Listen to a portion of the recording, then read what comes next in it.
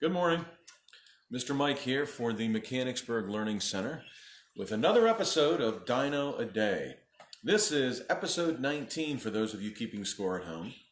Brought to you by the Mechanicsburg Learning Center. I'm Mr. Mike, children's author and all-around dino fun guy. So we're going to have some fun today on a Saturday during the lockdown. I got a message from a friend who said, you should take a look at this animal. Now, it's the weekend. Let's loosen things up a little bit. Thus far, in our 19 episodes, we've gone over pretty much all dinosaurs except for one. And that was, what was that? That was the megalodon, shark, not a dinosaur. However, today we're going to switch it up again. We're going to talk about another marine animal, thanks to a suggestion from our friend Chris Kuhn. Thanks, Chris. We're going to talk about something that has a very similar sound to something that's going on right now. But don't be scared or anything. It has nothing to do with the current situation. This animal is called, listen closely, Kronosaurus. Kronosaurus. Kronosaurus. Only 4 syllables, not Kronosaurus. Kronosaurus. This bad boy, bad girl, swam the ancient oceans like this.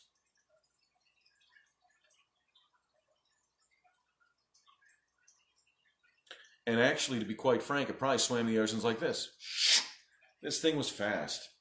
Now, the Kronosaurus was discovered in 1899 in Australia by an Andrew Crombie. So this Aussie found the thing, didn't know what it was, had a couple of scrat bones, mostly head bones. Didn't really know how big it was. 25 years later, a guy named, get this name, Heber Longman, 1924, he named the beast. Okay, so in 1924 it was named 25 years after it was discovered. This thing existed about 120 million years ago. It was named after a Greek mythological figure, not a Greek god.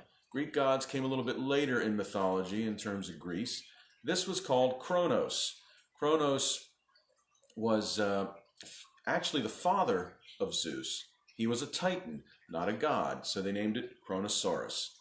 Now, it was a plesiosaur. This, ladies and gentlemen, boys and girls, is a plesiosaur, not a thank you, Adon, or you're welcomeosaurus, a plesiosaur, known as Elasmosaurus. So it's different than these things called plesiosaurs, all right? Plesiosaurs had short necks, rather short tails, and some flippers, okay? And also a big tooth-filled head. This is another plesiosaur related to Kronosaurus, not in scale. This is a much smaller model. This is called Leoplorodon. Leoplorodon looks remarkably similar to Kronosaurus, and I want you to pay particular attention to the teeth because it had teeth very much like the Kronosaurus. Had some fangs that were a little bit longer than the others. And the interesting thing was they were conical shaped like an alligator. They weren't necessarily really sharp like a shark tooth would be. So they weren't sharp teeth, and they were only about 3 inches long, but they were meant to grab prey, shake prey, twist prey, and send the animal head first down its gullet. So, a couple things about Kronosaurus. First of all, notice that its head, which extends from here to about here, that's about 1/3 the length of its whole body. So when you got a big head, that means you like to eat, okay? Notice that the flippers here, the front flippers are larger than the back flippers. This helped it propel itself through the water, get a lot of speed to catch the prey, okay? Put him back. Stay right there, Chrono. So we know the thing was fast. Now, when they were rebuilding these animals, trying to put them on display, sometimes they made mistakes, and that's the case with folks at the Harvard Museum of Natural History. They put this thing on display and said the thing was about 40 feet long. The only problem was, we think that it put too many vertebrae in its back. So if you put too many vertebrae in a reconstruction of an animal, the thing becomes longer. So the folks at Harvard felt that this thing was about 40 feet long. In actuality, We believe the thing probably was between 30 and 33 feet long. Still a big boy, but just not as huge as 40 feet. 33 feet is pretty large, though. Some estimates put it as large as 36 feet, so really not a huge difference. But even at Harvard, sometimes mistakes are made. Okay, so we know the thing was big. We know it was related to Leopleurodon. We know that it had conical-shaped teeth, not necessarily sharp.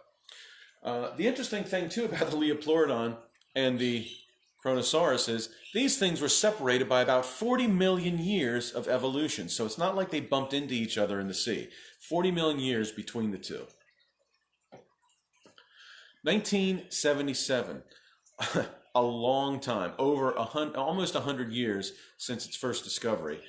They finally found a full skeleton of this bad boy in Colombia. And that's when they really started to have more accuracy in terms of what it looked like, how big its flippers actually were, and how long the animal actually was. So, let me read you a story from Dinorific Poetry, Volume 2. I wish I had a mirror to show it to you the right way. All about our friend Kronosaurus. Illustrated by my son Ethan when he was 11 years old.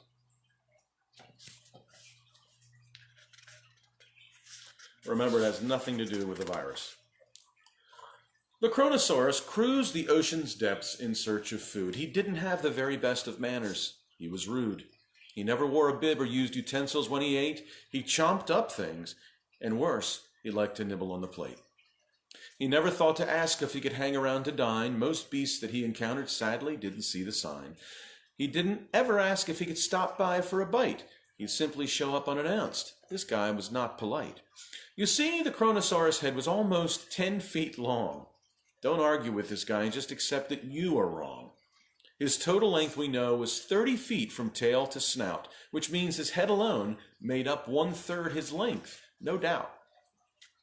Now, this mouth of his was just the kind of weapon to display that any other swimming beast would stay out of his way. Unfortunate it was if he arrived while you were home. You should have disappeared somewhere in deep blue sea and foam.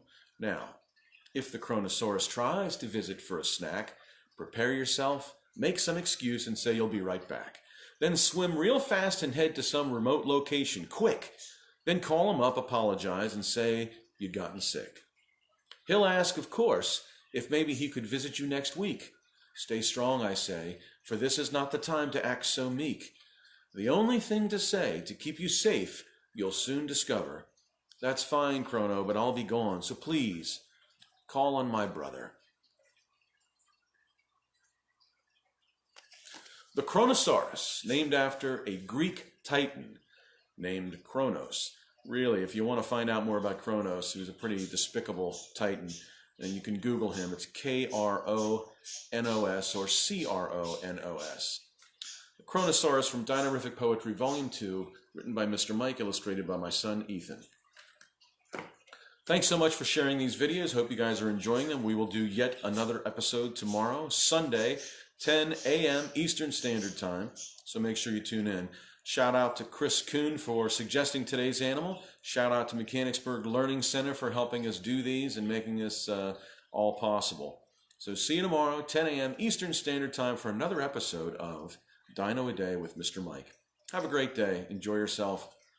And avoid the Kronosaurus by washing your hands.